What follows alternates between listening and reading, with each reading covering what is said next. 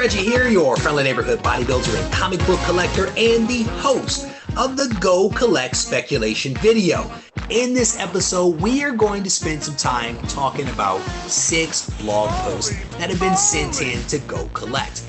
This first blogger does something that I think is really cool. This second blog post is actually near and dear to my heart. So this next blog post is right up my alley. I want to play a game. The MCU has done some pretty interesting things, right? Folks over at Go Collect, it was all about more than meeting the eye. You could potentially get ahead of the curve, and we all know that Marvel is going to do something with Daredevil. While we are on this topic of Spider-Man, we have to acknowledge the elephant that is in the room, and the elephant is Miles Morales, a 3.5 sold. So there you have it. We have reached the end of another Go Collect weekly recap. I hope that you guys enjoyed it, and we'll tune in next week.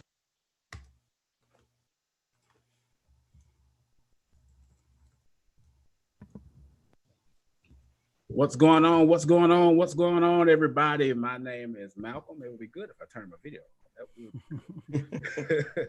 We are Fandoms Anonymous, man. We are live here with you guys all over social media. I mean, literally all over social media. Jeremy, we're always saying we're all over social media, but literally right now, we are all over social media. We are everywhere.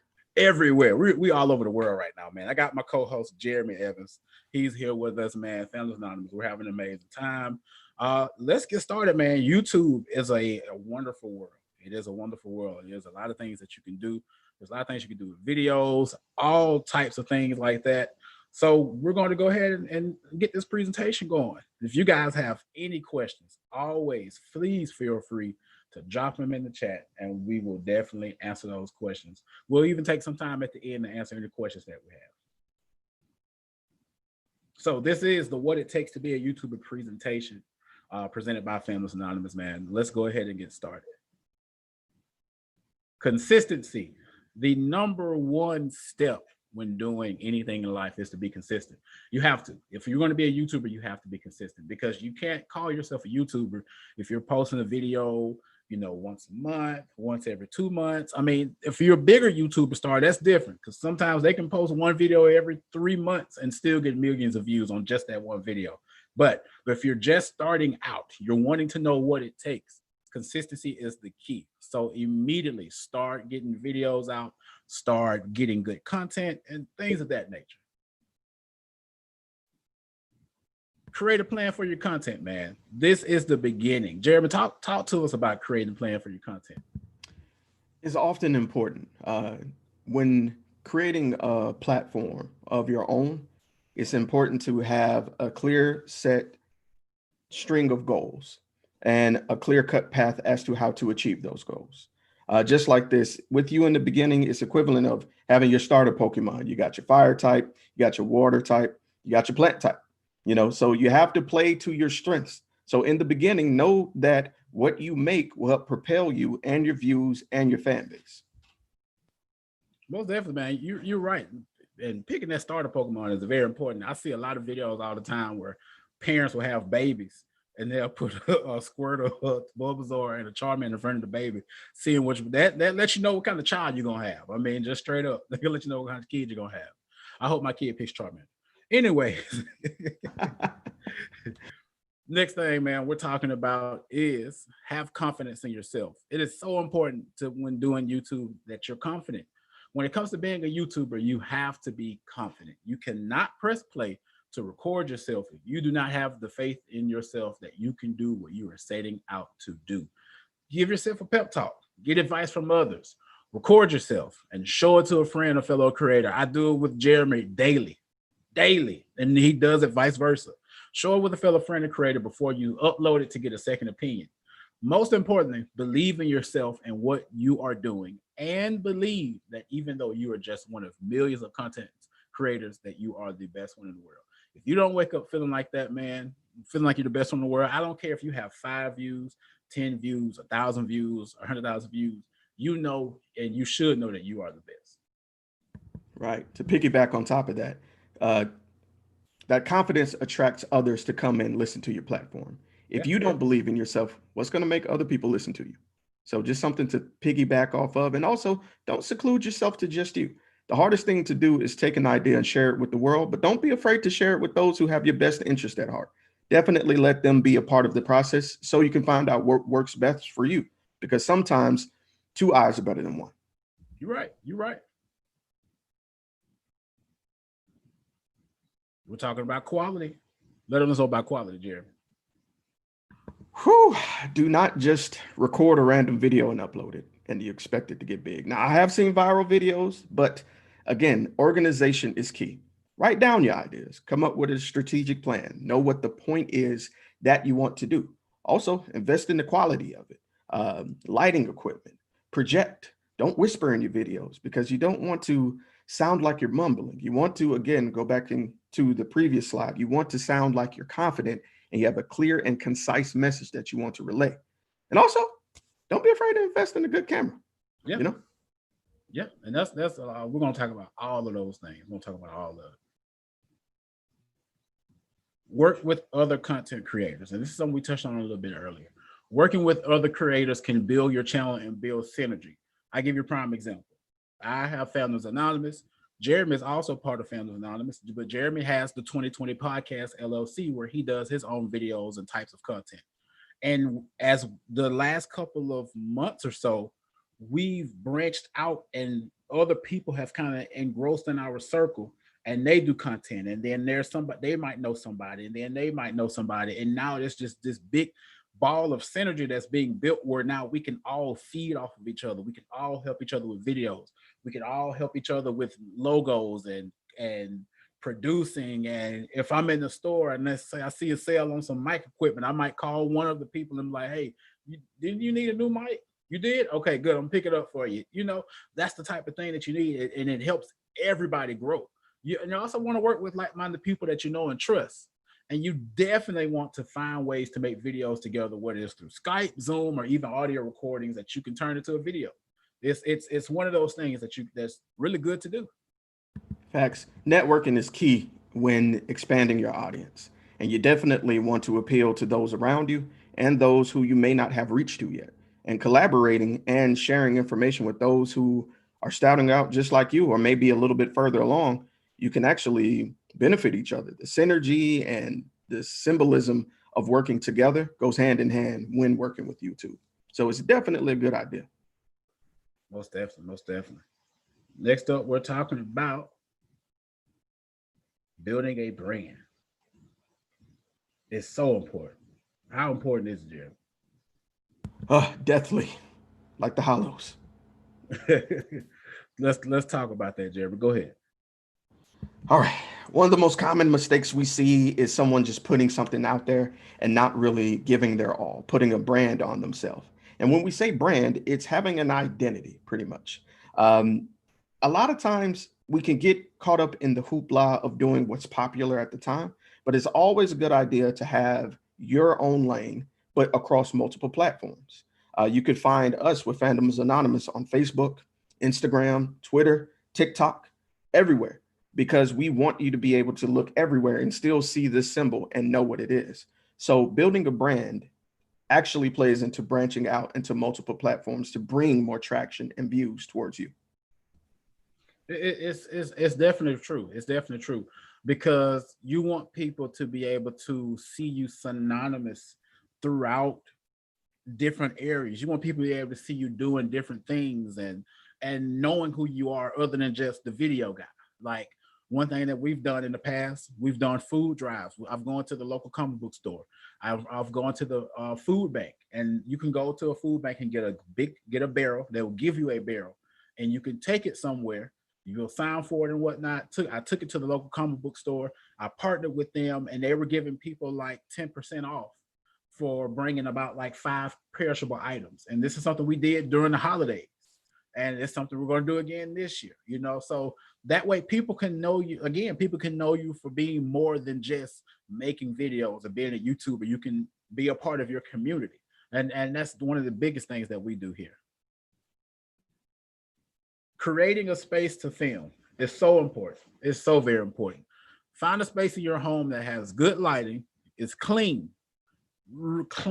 Got to be clean. You don't want to do videos and people see your dirty socks on the floor. You never want to do that. Make sure it always has good sound quality. Have items in your background conducive to your content as well.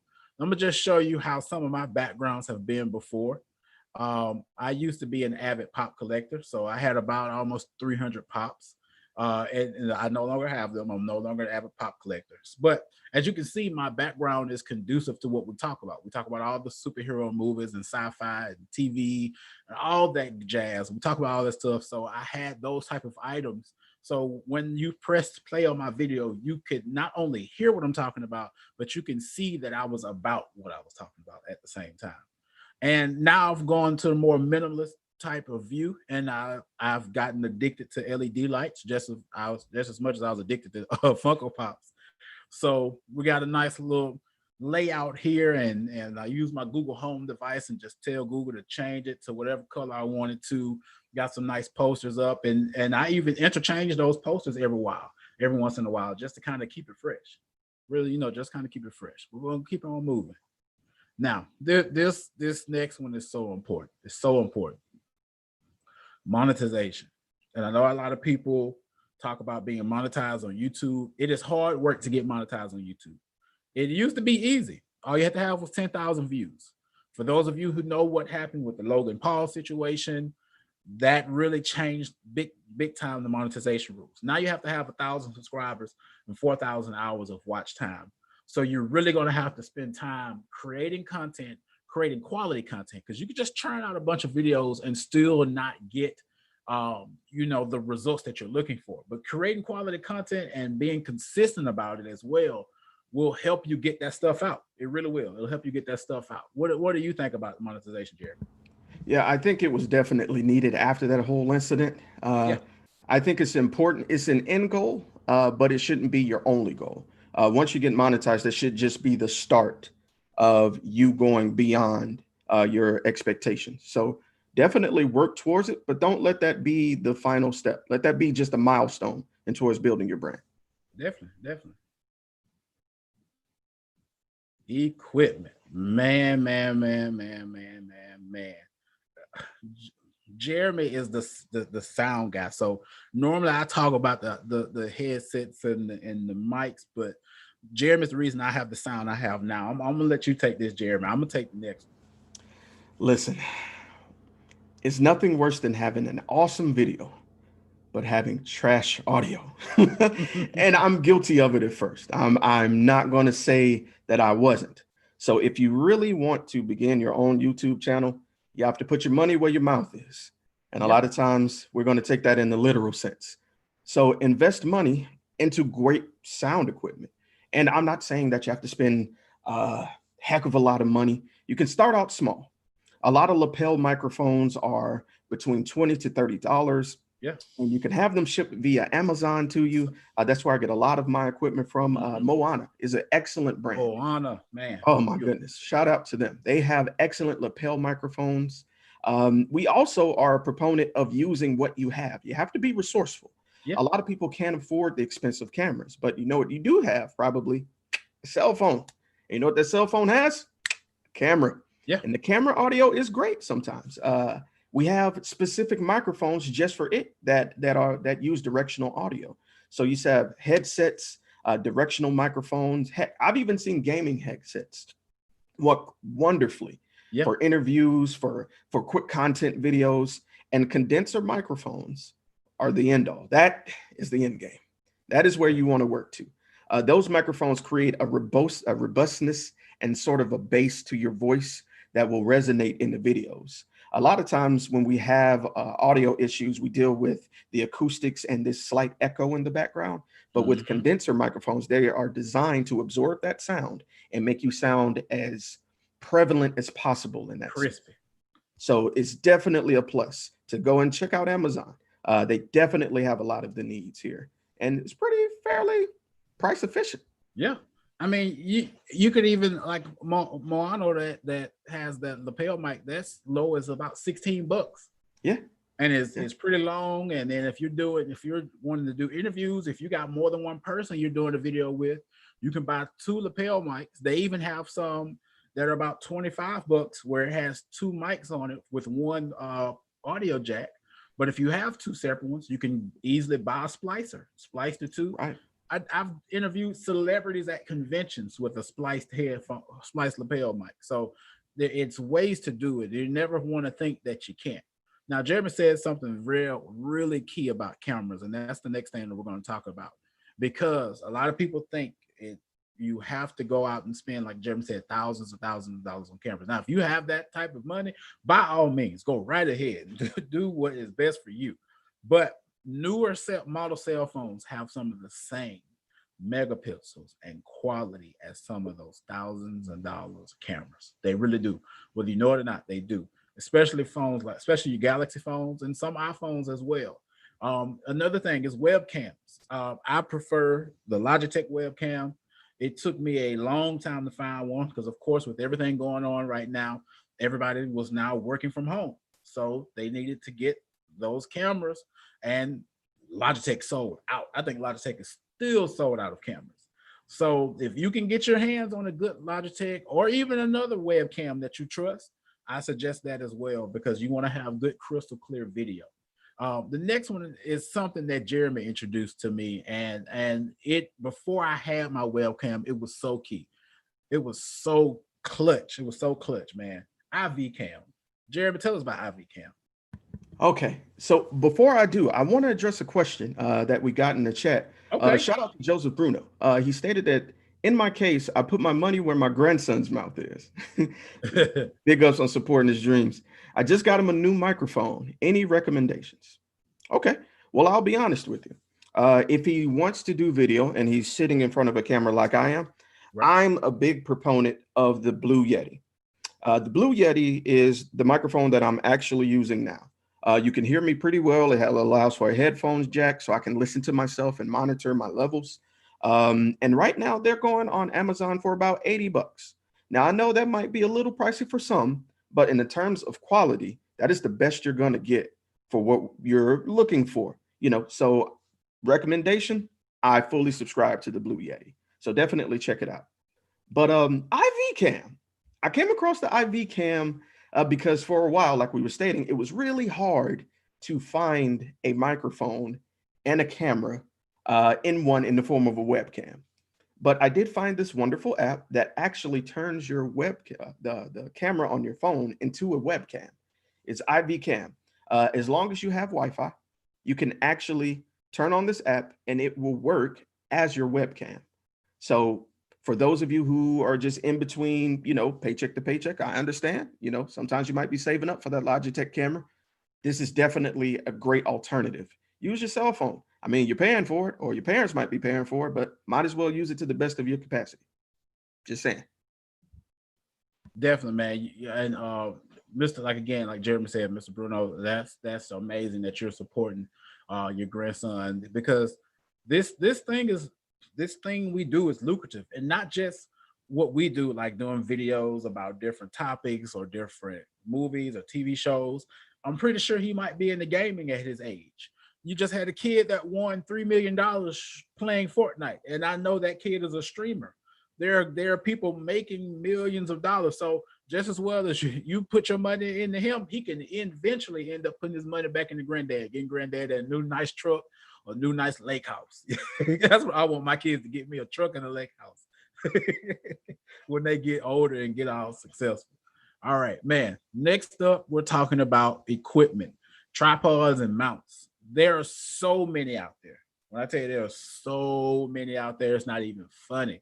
One thing that I found was the Cobra Tech mount. I got in my first tripod, and a lot of the early smartphone tripods came with that spring-loaded metal clip that if you put your phone in it, seconds later your phone was going to pop out of it, and then you got damage to your phone. So Cobra Tech has a mount, and a lot of the newer tripods that are sold for smartphone tripods have where you can put your phone in and you can clamp it down. That way it's still. You don't have to worry about it sliding out, falling out. If the whole tripod falls over, your phone's not going to fall out because your phone's clamped down into it. So you decrease damage with it as well. So I suggest getting the tripod that best suits you at the best price. The cheapest tripods you can get that's really good condition is about $16 to $17, $18 on Amazon. So that's a good thing to check out. What we got next? Video editors. This is so key. Yeah. Yes. Video editors. Some people have the misconception that you just record a video and you upload it, and that's it. Yeah. That is not the case. If you want the best content possible, if you want to attract those eyes to your product, you got to put a little bit of work into it. And thankfully, there are some apps out there that will not break the bank. So we are big proponents of Filmora Go and Vlogit. We do a lot of our raw editing videos with Filmora because it's not only is it easy and accessible, but it's right there in your phone. So it's easy to translate over into a video and upload it to YouTube quickly. Malcolm has been a huge proponent of Filmora. He's the one that actually introduced it to me. So definitely check out these apps. Pennies on the dollar, definitely worth the investment. So definitely check it out. It should definitely be on your phone if it isn't already. Do it now. Do it right now. Man. With that Filmora Go, and like I said, I definitely use it on my desktop, but on my phone, I would be at a convention, especially a good 3-day convention. I would record videos, edit them on my phone, and get them up online before any other creator was able to get back home and do their editing and get up. So I was able to catch all of that viewage, or that's not even a word, we're gonna turn it to a word. I was able to catch all of those first views from people looking up what happened at this con that might not have gotten the chance to go. So the first thing they see is my content, the content that we did here. It was easy, edit, add pictures, add sound, all of that good stuff. Looks like we got a question. It says the itinerant hobbyist, I hope I said that right. Are you talking about live stream or recorded videos? If recorded, any suggestions on editing software and drive size type? And that's what we're talking about. Filmora for desktop or laptop, Filmora Go for Android or iPhone, and Vlogit for Android or iPhone. But if you're looking to work on a desktop, you want to go with Filmora Go. And another thing that Jeremy uses is Sony Vegas. So that's something I'm going to get into pretty soon and see for myself how it works and see what I can do with it for the videos that we do here. Now, for your drive size type, if I'm getting you correctly, you're talking about the size that you might want to have on your computer. This day and age, you want to have 1 terabyte or better. You want to have 1 terabyte or better to be able to handle multiple videos that you do. Because if you are a consistent video creator, you're going to have consistent videos running through your computer, and some are going to get saved. And some people do save all their footage that they do, and some people don't. But 1 terabyte or better to be able to control all of that. We're just going to show you guys a few screenshots of what they look like. This is Filmora for the desktop. You got a lot of switches and changes you can do, adding text and things of that nature. This is Filmora Go. They just actually updated Filmora Go. They actually just recently updated. I saw it on my phone. And also, we did a full tutorial on it on the previous version on the FANDOMS YouTube channel. Pretty soon, we'll check out the new version, see what it is, see what they've changed or taken away, but definitely stay tuned for that. Vlogit is one that I use as well. I love it. I love using Vlogit. It has a lot of other features. If you're wanting to do a video in picture through your phone, this is the route to go here. So you can easily take a video on top of a video and run it like that. So imagine you talking about a certain clip and you want that clip to be playing while you're talking about it. Most YouTubers do the pointing at the clip thing. So, you want folks to be able to see it. Take it away, Jeremy. We're talking about YouTube companion apps. Oh man, listen here. There's nothing worse than getting some great content and not being able to get to your computer. That is, being prepared is everything. So it's 2 apps we want you to download today if you haven't already. The YouTube Studio app and the Thumbnail Maker. The YouTube Studio app allows you to edit videos while you are sitting there. And when I mean edit, you could take the videos that you've already edited, added your fonts, your funny captions and everything. And through YouTube Studio, you can kind of customize it, input your slides and everything that you need to make it your own. And then the Thumbnail Maker, the thumbnail is that little picture that shows before someone clicks on your video. So you definitely don't want it to just be a default picture that YouTube selects, because trust me, sometimes they'll catch you with your mouth open. So make your own thumbnail. Add something that kind of pops to it. There's plenty of filters, different options where you can add other photos that relate to it. So definitely download these 2 apps because they're free. So why not? Flash by Night says, what does the Vlogit add-on do? Vlogit, you can edit videos through Vlogit. Me personally, I won't edit a full video through Vlogit. I'll use Vlogit as a complement to the video that I've already done. So if I need to, like I was saying earlier, add a video clip, because Filmora doesn't allow you to add a video clip on top of a video. You can do a picture in picture, but you can't do video in picture. But Vlogit will. So I can finish a video in Filmora, carve out the space and the time that I know I'm going to need that clip to be. Just go into Vlogit, put that video clip in there in that space, and then export, and then I'm done with the entire video. So it's more of a complement piece. Although you still can edit a full video in there, I use it to complement what I've already done. This is what YouTube Studio looks like. It's ran by Google, so of course you can see your analytics. Like Jeremy was saying, you can respond to comments, all that good stuff. This is some of the thumbnails that we've made with Thumbnail Maker. So you see, you're able to really use a lot of PNGs and stuff to go through there. Like I said, Thumbnail Maker allows you to add filters and effects to photos. You can also place text and designs on photos as well. You can download clear photos from Google or other sites to use as the base. And like I was saying before, PNG images are always great to download to place on thumbnails. Interacting with your viewers. This is something that me and Jeremy always make sure we get on to each other about of, hey man, did you see that comment from that person that did on your video? Because you might not catch it, but when you have that synergy, your people are going to look out for you and say, hey, did you see what that person commented on your video? What are some other things you got on that, Jeremy? It also creates that space where it feels intimate. A lot of times you want to feel down to earth. You don't want to just be a platform with no soul. Hate to say it that way, but you want to be able to reach out to your people, and sometimes they'll let you know what they want to see. So if they're interested in a particular topic you may miss, interacting with them will sometimes give you that inspiration to make that next video. You're right. You want to respond to your viewers' comments in a timely manner, always. And that's what having that YouTube Studio app is going to do for you, because you'll get push notifications. You want to always be kind, courteous, and say thank you. You want to make your viewers feel that they are important by calling some of them out by name in some of the videos that you do, especially your repeat people. And I always ask your repetitive viewers to share your channel so you can, and content with others so you can build your reach. That's very important. If a person comment on the video, some people just might comment and go on about the business, but there are a lot of people out there who comment who are looking for an interaction because they took the time to sit and watch your video. And especially if they've actually watched it and they're dialoguing with you in the comments about pieces of the video and things that you said.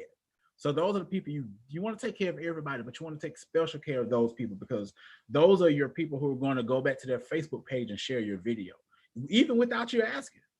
Even without you asking, those are going to be your breadwinners in a sense. So you want to definitely take care of everybody and definitely make sure everybody is fed in that sense. You guys got any questions? We're definitely open for questions. All right, we got one that says, given all the people creating content right now at home, what is the number one thing you would suggest that is important to set yourself apart from others? It's easy to set yourself apart from others, and it's also hard at the same time. The first thing at the top of that is content. What are you talking about? What are you discussing? Once you get to that point, because the world we live in right now, a lot of people like a lot of the same things. So there's thousands of Star Wars. There's thousands of social activist podcasts. There's thousands of different types of podcasts and videos, somewhat talking about the same thing. But a lot of times it's about how are you talking about it? Which way are you talking about it? How does your videos look? That's another quality. Your editing.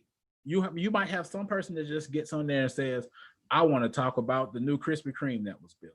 This is the new Krispy Kreme. They built it the other day. But when you come on there, Adrian, and you say, look, I want to talk about the new Krispy Kreme that was built, and the Krispy Kreme hot sign is flashing in your video, and then you got a video clip of the donuts rolling, you've basically set yourself apart from that one guy that did that video who's just sitting there saying, I like donuts. You know, people now, he can say he likes donuts, but now people can say that you love donuts because you set yourself apart. Your video is well put together, it's edited. All the tools that we've talked about, you can use that there. What do you think about her question, Jeremy? Well, I agree. It's all about in your own passion. Just be you. No one can be you. That's the biggest thing. Your personality sets you different from everybody else. Whether you be quirky, whether you be silly, whether you have a dry sense of humor, just be you. Don't worry about doing everything differently, because a lot of times in media, people follow the same trends and see success and try to replicate it. That should not be your goal. Your goal should be you being true to yourself and doing it in your own way. Now, right. we have one other question from Cyrus Mallison. What if you have one video that keeps getting comments about a topic you do not wish to discuss? That is a very good question. Fortunately, I have seen videos where people come to address a personal topic or addressing rumors. You have this functionality where you can disable comments. That is one excellent way. If it's a topic that you need to touch on, but you don't want to see any toxicity, or if you've addressed it and don't want to keep going back to it, you have the possibility of disabling comments. So, and you don't have to do it for every video. If it's just one video that you want to get off your chest and just let the world know, by all means, disable content, disable comments, and protect your peace. Because you exactly, I was just about to say that you want to be less stressed as possible when you're doing this. This should be a hobby. This should be a thing to, you know, get you away from the mundane things of everyday life. You don't want to be worried about people just commenting and commenting and commenting and commenting and commenting. That's going to get angry. That's going to get, not, it'll make you angry, but that's going to get aggravating, because and then you're going to not want to do as much as you normally would do. You know, you're going to want to take yourself away from it. It's going to make you not interested anymore. That's not something you want. That's not something you want. Like Jeremy said, hit that disable comment button. We got another question, Jeremy. Oh, I'm going to let you go first, Malcolm, but I know what your answer is going to be. Aaron Glover wants to know. I'm going to get a dramatic voice. You ready for this one? I'm ready. What is your favorite topic to nerd out about on or in your videos? Well. There's a little TV show that came back out in 1993 called Mighty Morphin Power Rangers. Yes. You guys know me. let me turn this. Let me remove this slideshow for a second so you guys can see me. I've been hitting. I've been hitting. Let's see if we can get this back up. Oh, gotta hit the button. As you can see here, I live in Power Rangers land. As you can see, it's my Green Ranger poster. There's also a Green Ranger helmet floating around my house somewhere. As you can see, I have two Megazords. And my newly bought Megazord, the White Tiger Zord. I love talking about Power Rangers. Right after that, it's going to be my Marvel. Right after that, it's going to be my DCEU, all the DC shows. I'll throw a little Star Wars in there every now and then. I always try to, that's another thing. I always try to stick to what you know, because you never want to get on camera talking about stuff you don't know about, because the people that do know are going to know that you don't know. And then your comments are going to be full of, you don't know what you're talking about, then you're going to feel bad. But it was your fault because you got on there talking about something you didn't know. Jeremy, what's your favorite thing to nerd out about?